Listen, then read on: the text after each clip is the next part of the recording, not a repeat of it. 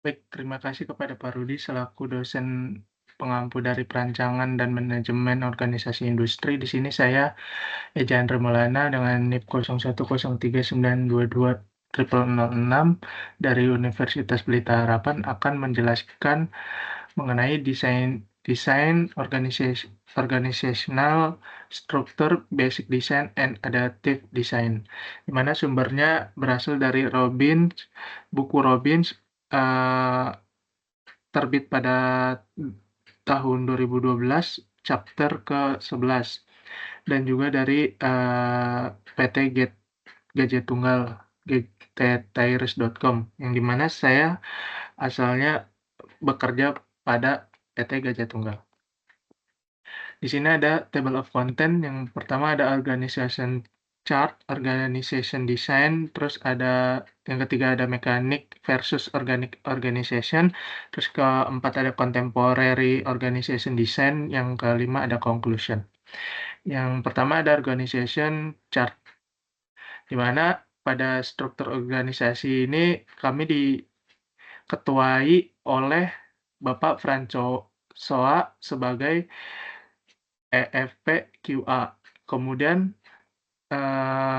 diatur dari peran Soa turun lagi ke Deputi HOD QA, yaitu ada Selo Kusuma Ardi.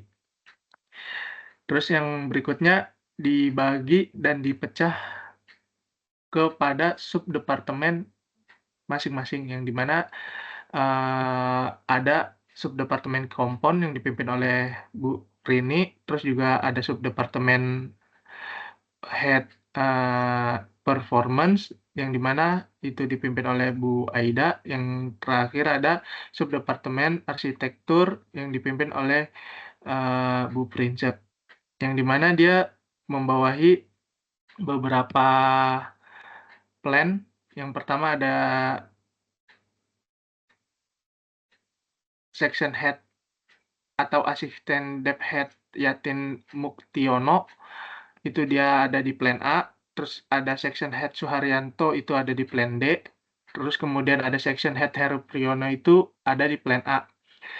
Terus Pak Yatin sendiri membawahi dari ada tim leader 2SA dan tim leader 2SB, yang dimana tim leader ini juga membawahi para worker dari 2SA dan 2SB. Terus juga Pak Yatin membawahi staff corrective control. Terus untuk Pak Suharyanto itu juga dia membawahi tim leader, yang dimana tim leader ini terdiri dari grup A, B, C, D, dan juga NS1, NS2. Dimana ada NS1 dan NS2 ya, atau non-ship. Itu yang membedakan hanya jam kerjanya saja. Yang NS1 itu bekerja dari jam 8 sampai jam 5, dan yang NS2 dari jam 7 sampai jam 4. Terus juga dia membawahi staff corrective control. Terus kemudian ada Pak Heru Priyono, dia membawahi manajemen support dan staff dokumen control. Yang kedua ada organization design, yang di mana ada 6 kunci elemen. Ya, yang pertama ada work specialization, yang dimana artinya itu membagi aktivitas kerja menjadi tugas pekerjaan yang terpisah. Contohnya itu ada KPI, di mana setiap orang itu memiliki KPI-nya sendiri yang menjadi acuan atau nilai untuk masing-masing individu. Yang kedua ada departmentalization, yang dimana bagaimana pekerjaan dapat dikelompokkan berdasarkan fungsi, produk, geografi, proses, dan pelanggan. Yang dimana contohnya kami dari QA ya dibagi dari berbagai subdepartemen, yang dimana sebagai contohnya ada subdepartemen kompon. Dia itu mengatur segala jenis kompon atau mulai dari awal pembuatan ban. Maksudnya apa? Dia itu bahan dasarnya itu dia yang ngetes. Jadi untuk kayak karet alam dan semuanya setelah di mixer itu sudah menjadi kompon. Nah, itu dites oleh Bu Rini atau pada bagian subdepartemen kompon. Terus yang kedua ada subdepartemen tire performance yang dimana setelah ban itu jadi dia akan dites yang dimana ada endurance, high speed dan lainnya. Tes-tes lainnya sesuai regulasi di berbagai negara yang akan dituju oleh atau yang akan ban itu akan dijual ke berbagai negara. Terus yang ketiga ada yang arsitektur yang dimana setelah ban itu jadi, ban itu akan dipotong dan dilihat arsitekturnya atau struktur dari ban tersebut, seperti itu. Terus yang ketiga ada chain of command yang dimana garis otoritas yang membentang dari tingkat organisasi atas ke tingkat bawah yang menjelaskan siapa yang melapor kepada siapa. Nah, maksudnya itu saya itu bekerja pada bagian staf corrective control yang dipimpin oleh Pak Suharyanto. Jadi ketika saya ingin ada masalah atau ada uh, pendapat, maka saya akan berbicara terlebih dahulu oleh Pak Suharyanto. Kemudian dari apa yang saya sampaikan, beliau akan melanjutkan kepada Bu Perince untuk apakah akan lanjut atau tidak. Terus berikutnya ada span of control, yaitu jumlah karyawan yang dapat diawasi secara efektif dan efisien oleh seorang manajer. Contohnya di mana karena saya bekerja dengan atasan Pak Suharyanto, beliau memimpin grup tim leader dan juga staff corrective control. Yang dimana tim leader sendiri itu kan tadi ada grup A, B, C, D. Dengan masing-masing tim leadernya itu ada 4 berarti. Terus kemudian dia memiliki, dari tim leader tersebut, dia memiliki worker, yang dimana workernya itu masing-masing 2. Jadi untuk seluruh total karyawan yang ada diawasi oleh Pak Suharyanto, itu kurang lebih ada 20 orang. Jadi yang berikutnya itu centralization and decentralization, yang dimana untuk sentralisasi itu ada derajat di mana pengambilan keputusan terkonsentrasi di tingkat atas organisasi. Sedangkan decentralization itu ada derajat di mana karyawan tingkat bawah memberikan masukan atau benar-benar membuat keputusan. Sebagai contoh, yang tadi saya bilang ketika saya memberikan pendapat kepada Pak Suharyanto, dan Pak Suharyanto jika dia setuju, dia akan melanjutkan ke Bu Perince. Dan setelah Bu Perince, kalau setuju lagi, dia akan terus sampai ke Pak François, sampai dia mengetahui Pak François. Namun untuk itu contoh pada decentralization. Namun kalau untuk decentralization itu kan derajat di mana karyawan tingkat bawah memberikan masukan yang benar-benar membuat keputusan, itu contohnya ada di tim leader sendiri kepada grup. Jadi contohnya ketika ada masalah oleh worker grupnya itu, dia hanya sampai ke tim leadernya saja, sehingga tim leadernya itu memberikan keputusan bahwa oh ini bisa lanjut, ini tidak bisa lanjut. Contohnya kayak misal mesin rusak, hanya tim leader saja yang bisa memutuskan, oh kita bisa nih mesin terus berjalan, atau mesin sedang rusak, ya udah kita berarti hal apa yang harus kita lakukan ketika mesin rusak, karena kalau itu kan bisa dipanggil engineering kayak gitu untuk memperbaiki mesin. Yang terakhir ada formalization. Seberapa standar pekerjaan di suatu organisasi dan sejauh mana perilaku karyawan dipandu oleh aturan dan prosedur. Ini contohnya itu, pasti setiap organisasi memiliki IKL dan juga memiliki, OP, yang di mana contohnya OP, operasi, mesin gitu, penggunaan mesin. Itu berarti karyawan harus patuh terhadap cara pengoperasian mesin tersebut. Kemudian ada yang ketiga, ada mekanik versus organic organization, yang di mana, mekanik ini kita ada high specialization, yang di mana karyawan memiliki tugas yang sangat terfokus dan spesifik seringkali dalam peran yang sempit. Terus kemudian, ada rigid departmentalization, organisasi dibagi menjadi departemen yang jelas dan terpisah. Terus ada clear chain of command, terdapat hierarki yang jelas dengan garis komando yang terdefinisi sehingga setiap orang tahu siapa atasan dan bawahannya. Terus yang keempat ada narrow span of control, manajer mengawasi jumlah bawahan yang terbatas, pengawasan lebih ketat. Terus yang kelima ada centralization, keputusan diambil oleh manajemen tingkat atas dengan sedikit otonomi di tingkat bawah. High formalization, banyak aturan dan prosedur yang harus diikuti mengurangi kebebasan karyawan dalam melaksanakan tugas. Namun untuk yang organik sendiri ada cross function teams, yang di mana karyawan dari berbagai departemen bekerja sama dalam tim untuk mencapai tujuan bersama. Terus yang kedua ada cross hierarchical teams, yang di mana terdapat interaksi antara berbagai tingkatan manajemen, bukan hanya dari atas ke bawah.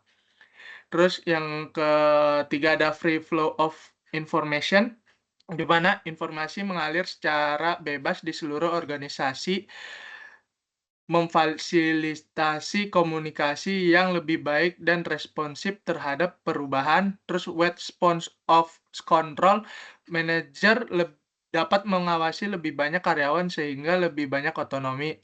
Terus decentralization, pengambilan keputusan lebih tersebar dengan lebih banyak otonomi diberikan kepada karyawan tingkat bawah. Kemudian ada yang terakhir ada low formalization atau aturan dan prosedur lebih sedikit.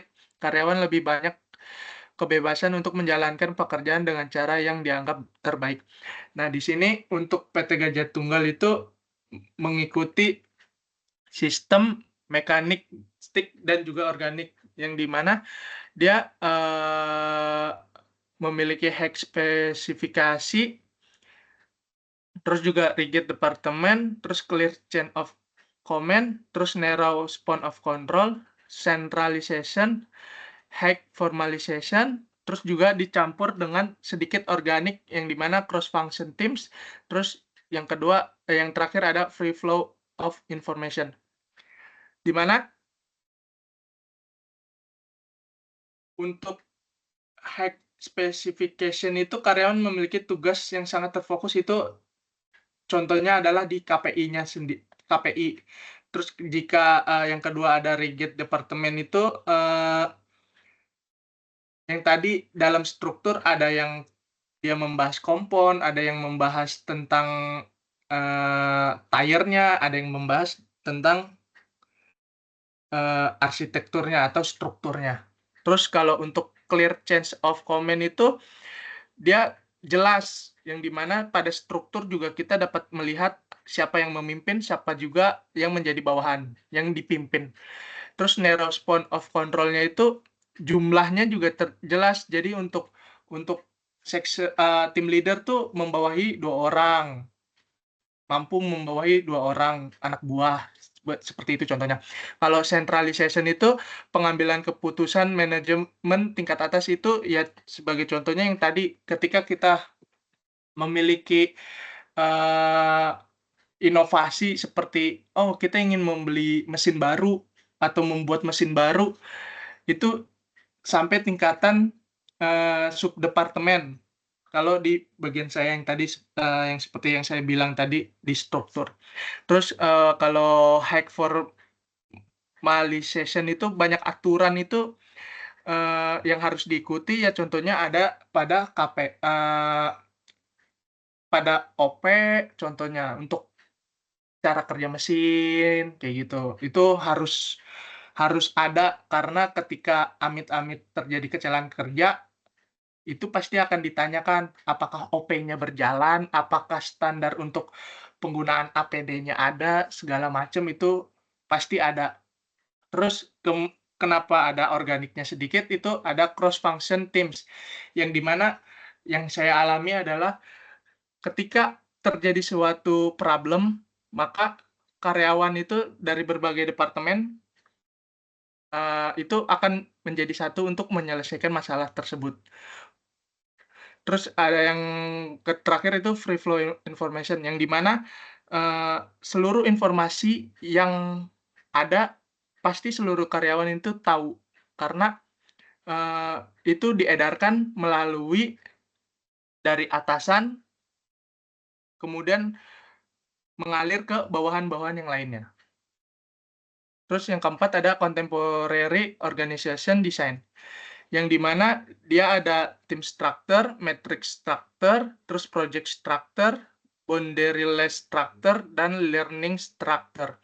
Di mana pengertian dari tim structure itu struktur di mana seluruh organisasi terdiri dari kelompok kerja atau tim. Yang tadi seperti struktur organisasi, contohnya seperti struktur organisasi, eee, ketika ada tim leader dan juga ada worker-nya, itu menjadi satu tim kerja. Kayak leader tim A membawahi worker tim A, itu akan menjadi sebuah tim. Di sini ada kelebihan dan kekurangannya, yang di mana kelebihannya karyawan lebih terlibat dan merasa diberdayakan. Terus yang kedua ada mengurangi batasan antar area fungsional. Terus kekurangannya ada tidak ada rantai komando yang jelas, terus yang, ada tekanan pada tim untuk kinerja tinggi. Terus kalau untuk matrix structure itu pengertiannya adalah mengalokasikan spesialisasi dari berbagai area fungsional untuk bekerja pada proyek dan kemudian kembali ke area mereka setelah proyek selesai. Yang dimana contohnya yang tadi seperti saya bilang, ketika ada suatu problem, itu, semua departemen pasti akan menyatu. Contohnya ketika saya dalam struktur kan saya bekerja arsitektur, yaitu pada struktur dalam ban. Ketika ada ban size A tersebut di-stop oleh kami, maka akan diadakan meeting oleh departemen yang lain. Contohnya seperti QC, building, curing, dan masih banyak lainnya. Ketika masalah sudah solve, yang kita analisa bersama, terus ada action-nya, maka tim tersebut kembali ke departemennya masing-masing. Terus yang ketiga ada project structure, yang dimana karyawan terus-menerus bekerja pada proyek. Ini contohnya itu seperti mungkin di R&D ya. R&D itu research and development, di mana dia terus meriset bagaimana mengurangi cost, contohnya mengurangi cost dalam pembuatan ban, tapi tetap kuat dan awet, seperti itu. Kalau untuk boundaryless structure itu struktur yang tidak dibatasi oleh batasan horizontal, vertikal, atau eksternal yang buatan, mencakup jenis organisasi virtual dan jaringan, yang dimana ketika kita tidak bisa meeting bersama, maka kita melakukan Teams, terus juga kita melakukan Zoom Meet untuk meneruskan meeting tersebut yang lebih fleksibel. Terus yang terakhir ada learning structure, yang dimana struktur karyawan terus-menerus memperoleh dan berbagi pengetahuan.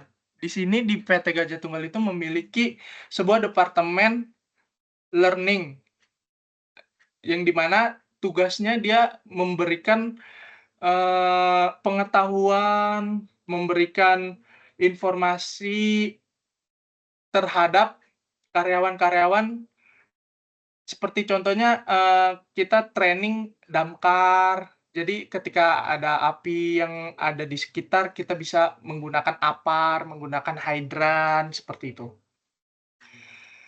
Terus untuk kesimpulannya, PT Gajah Tunggal menerapkan kombinasi antara desain struktur mekanik dan desain struktur organik dalam organisasinya. Dikarenakan struktur mekanis lebih terarah dalam mengambil keputusan dalam organisasi, namun juga menerapkan sedikit organik, desain organik untuk menyesuaikan pendekatan yang sesuai dengan kebutuhan dan dinamika organisasi. Terima kasih. Kurang lebihnya mohon maaf. Terima kasih.